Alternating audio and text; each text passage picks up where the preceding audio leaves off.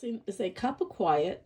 It's by Children's Literature Legacy Award winner Nikki Grimes, illustrated by Cathy and Johnson, and gorgeous, right? I think it's in poetry. Yes, these are, is it poetry or is it free verse?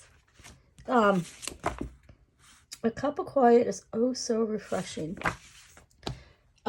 So I had the great pleasure of meeting Nikki Grimes because my very first author event at like being invited to a book festival was the Chappaqua Book Festival before COVID, and I was placed next to Nikki. We shared a table like we were neighbors, and we got to chat the whole time. And I was such a fan anyway of her work.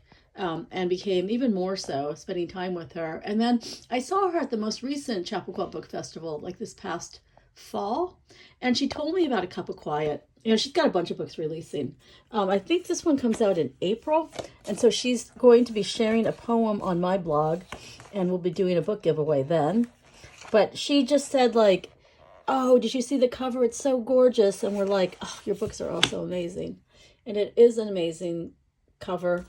And it is about, you know, I think just filling your cup of quiet. I think it's just sort of mindfulness and, you know, listening, like being in the moment and listening to the gentler sound, slowing down and appreciating, you know, sort of what's going on in your life and listening, like really listening to hear nature and, you know, also just maybe like turning off the screens and slowing down and, you know, almost like centering yourself with listening and sounds and nature.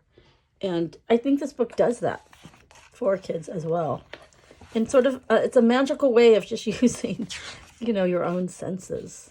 And, you know, I think in these current times, which are so hectic and just full of overstimulation, between screens and just, you know, I don't know, busyness and just, you know, density of population and all of that.